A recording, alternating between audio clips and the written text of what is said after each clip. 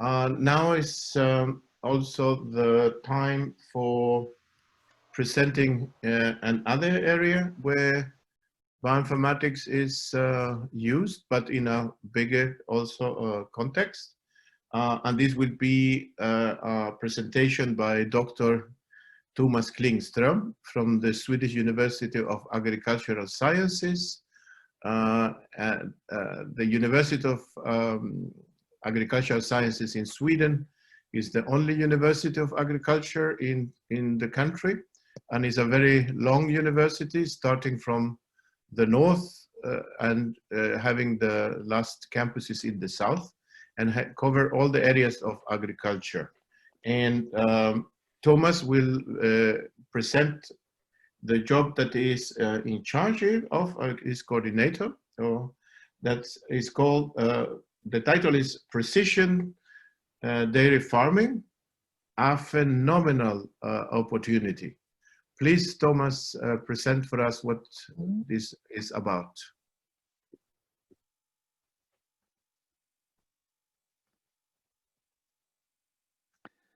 So, hello everyone. My name is Tomas Klingström, and I am originally an engineer in molecular biotechnology at the Swedish University of Agricultural Sciences, at Uppsala University. And then I did my PhD at the Swedish University of Agricultural Sciences, working with data integration and biobanking. And today I have moved over to working more with a focus on dairy cattle and data banking rather than biobanking. And this is a part of the field of precision dairy farming, where we combine genomics with careful monitoring and data collection from dairy cattle to improve both agriculture in Sweden and also gain new insights about the genome of animals and functionally annotate the full genome of the dairy cow.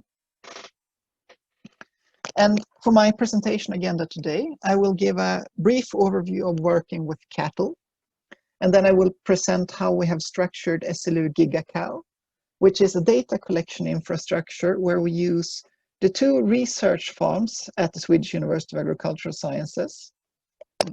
I have a chat question, I think. I'll check that. Okay, good. I was worried that I was not audible or something. So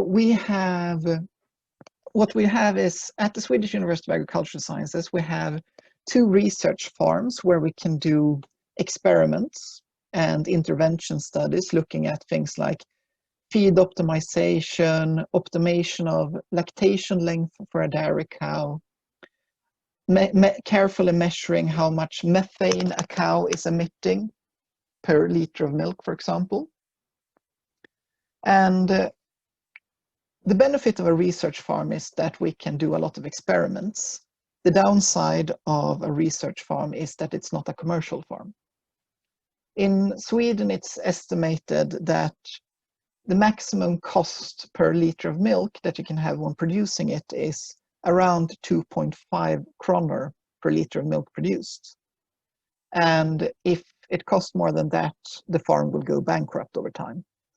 In the research farms by SLU, we pay approximately 10 kronor per liter of milk, which is almost exactly €1 to produce the milk. But that is because not only do we have the normal costs, but we also have an overhead with more advanced equipment and a lot more staff than in a commercial farm.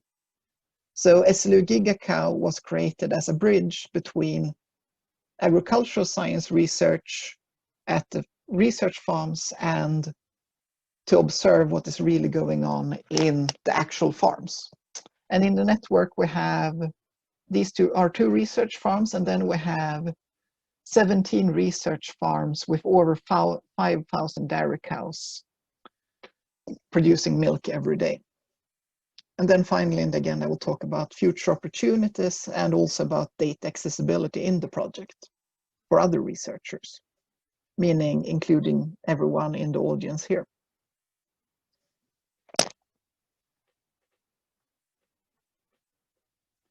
And precision dairy farming is made possible by the fact that Dairy cows are a significant investment. In Sweden, a farmer is paid 3.6 kronor per liter of milk produced, and on average, a cow produces almost 10,000 liters of milk per year, meaning that the milk sold by the farm is worth approximately 3,400 euros. But the cost of raising a cow and having it producing and feeding it is also significant, which means that when you start out with a calf and you impregnate it and you produce milk, it takes 4 or 5 lactation periods, which is pretty much 5 years, to start earning a profit. And that means that you have to be very careful with your dairy cows to make sure that they produce as much milk as possible and they don't get sick, which means because sickness both reduces milk production and it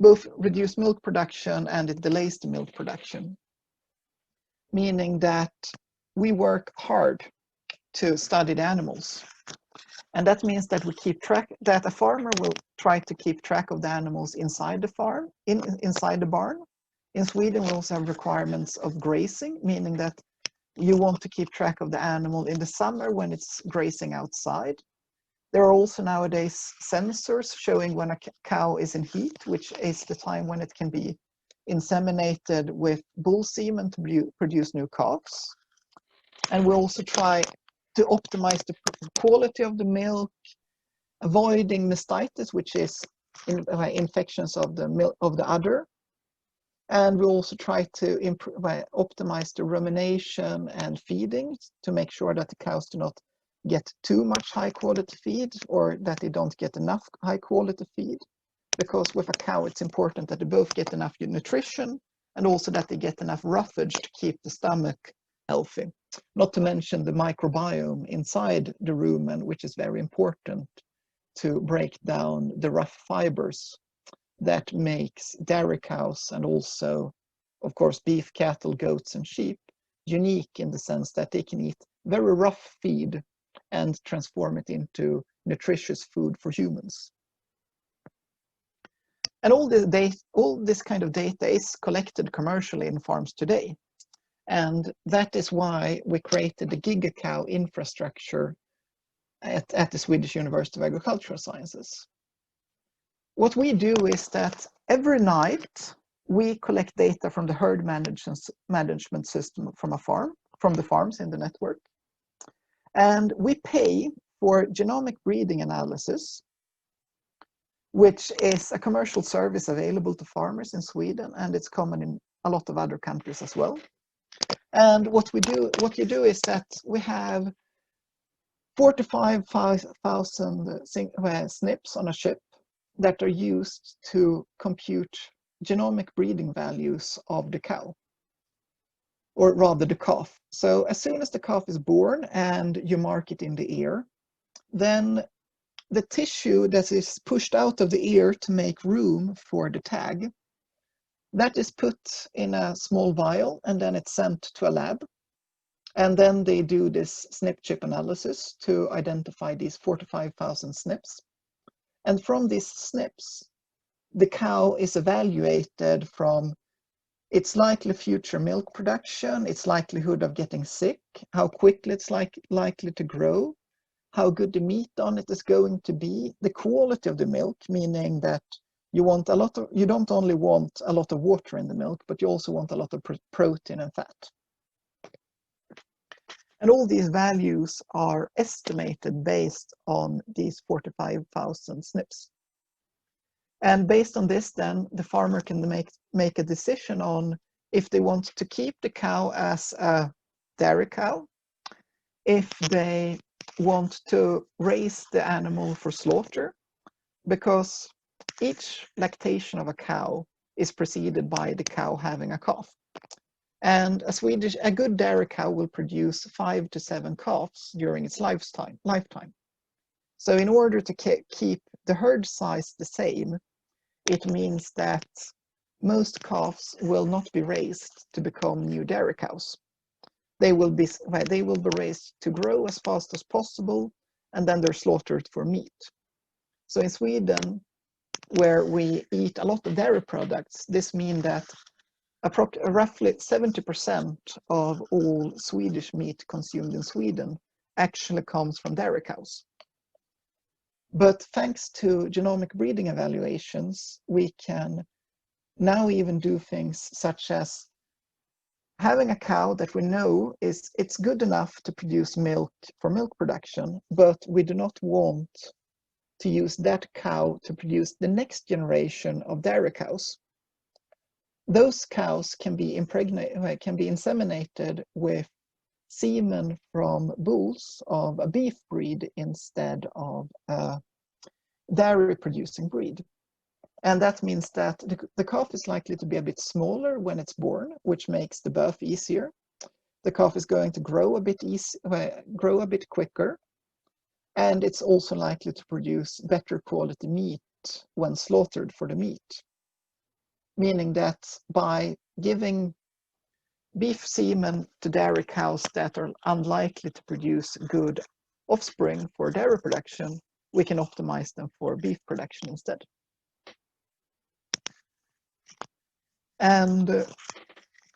But from a research perspective, what we do instead is that we use the same data that the farmer is using for the breeding evaluation. We use it for imputing the full genome based on the pedigree of the cows, so that it becomes almost equivalent to doing a whole genome sequence analysis with Illumina sequencing, but at a cost of 250 Swedish kronor or 25 euros per animal. And in GigaCow, we have that data for science, while the farmer gets the same data for their breeding work. And the infrastructure, the star of the system is the milking robots, because a modern milking robot gives us information on not only how much milk a cow produces every day, but actually how much each teat is producing at each milking event. And we can also get quality data along with an estimate of the somatic cell count, which tells us about how much bacteria there is in the udder of the cow. And we can also integrate this data with body composition scores, which shows how much the cow is growing, or while a dairy cow is producing milk, it will actually lose body weight because it cannot physically replace all the energy that is lost during the milk production. So it's very important to keep track of how much body weight a cow is losing while producing the milk. And then you put it on a break after that milk production run before it's supposed to have its new calf. And we can also integrate all this data with veterinary records and other data sources. And on the farm, all this information is stored in the herd management system, which is produced by the commercial production equipment producer. In Sweden, 60% of the farms use equipment from De Laval and 40% from Lely, which is roughly equivalent. And then from this management server, it's downloaded to the farmer's computer, which you see on the picture here below.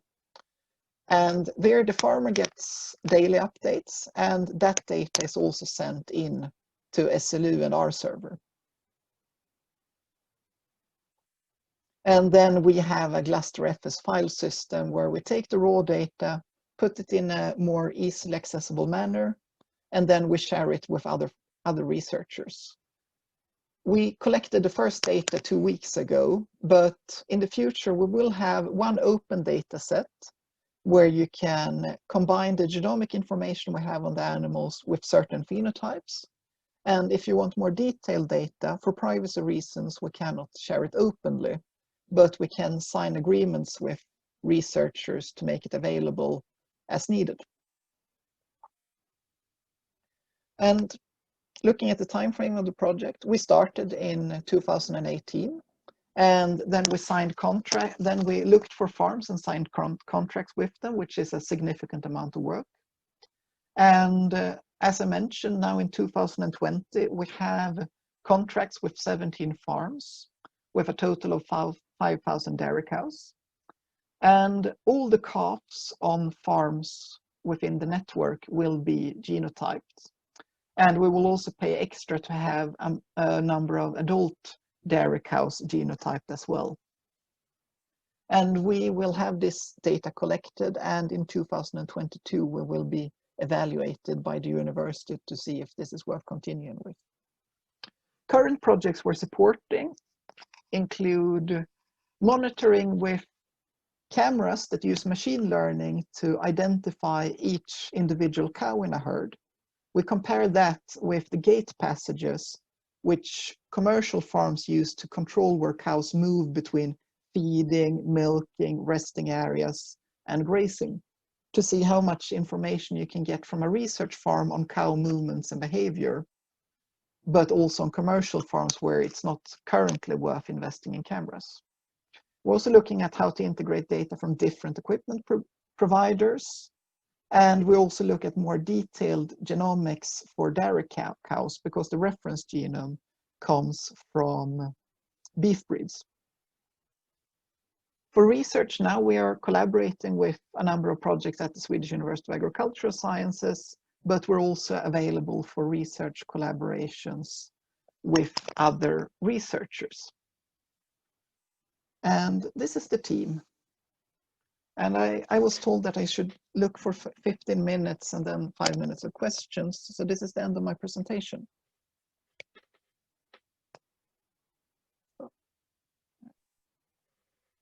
So thank you very much.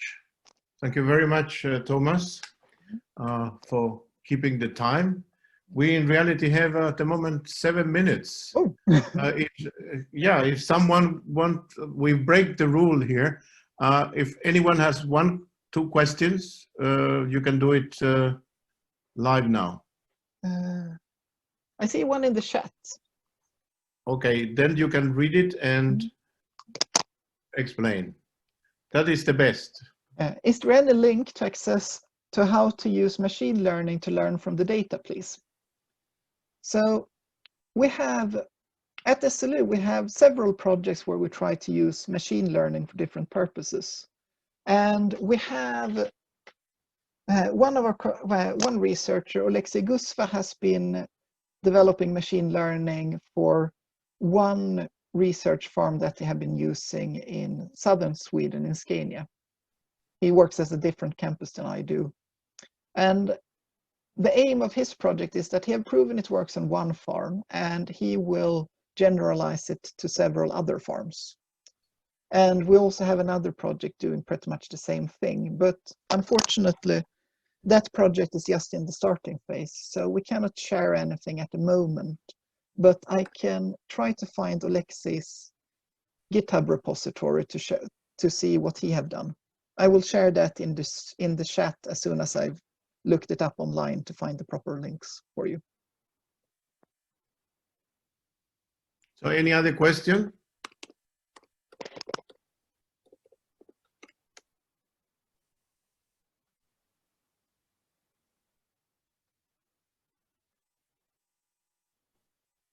If not, then we can go to next. But I don't want to rush, because then we are coming out of time. There is another question, follow up, Tomas, in the chat. I'm not sure on his data, to be, because SLU is the supporting infrastructure where we help researchers to get access to farms and provide the baseline data that they use for their research. So that means that when doing a research collaboration, we at GigaCow, we produce the baseline data and the genomics information, and then we share it, and then the project manager owns the data itself. But I will look around to see what I can find. Yeah, another question, really general question. Do you have any problem with activists? And and the answer is both yes and no.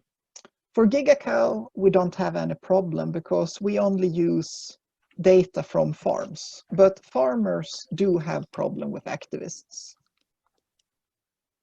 And so farmers in Sweden do have some problem with activists harassing researchers.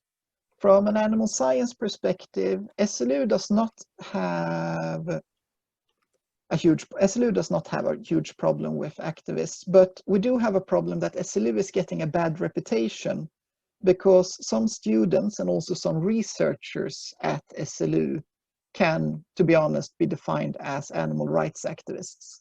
So when I go out with GigaCow, the first thing I say is pretty much that, yeah, I'm not a fan of those researchers either, but I respect their academic freedom. And then also a question, how many animals are sufficient for machine learning? When it comes to machine learning on animal movement, the 2 projects that we have been supporting has been using 80 animals. And their big problem is the animals that are completely black because they don't give enough contrast with the background. The database technique we use is that we export files from the herd management system and send them to with FTP to the SLU server where we have a Gluster file system. I see the timer is bouncing. Yeah, no, the timer got just to say that there's a few, okay. There's 2 minutes left. Yeah, so I can show. So there was one more question there. Yeah, what database technique do you use to collect all data in SLU? And well, the same way, when we're working with herd management systems, then we're a bit lucky that there's 2 big equipment manufacturers. It's Delaval and it's Lely. And what we have learned from collaborating with the research farms is that the back end of these servers are they're not a reliable target to extract data from. There are commercial companies that are experts on extracting data from the Laval server. But what we do is that we actually have a Python script that identifies where the export button in the herd management system in the graphical user interface is located. And then the Python scripts take control of the mouse at 2 o'clock in the morning on the farm. And then it clicks on the export button. And then it's exported to the right folder. And when the data hits that folder, it's transmitted with SFTP to the SLU file server. And then the daily records are stored at SLU and put in, it's a Postgre database that we have, but we also keep every daily record in its raw file format as well. Okay, Thomas, yeah. Thank you a lot for this. I know that this is what people want. I mean, the questions afterwards. Do not stop questioning. I mean, you can also make questions on the chat privately, but also please use the Slack to start discussions. Yeah, this is what, yes? Yeah, since I'm Swedish and a father, I will drop off quite soon to take care of the kids, but the first thing I will do tomorrow at work will be to check the Slack to answer any additional questions. Okay, thank you a lot. Thank you.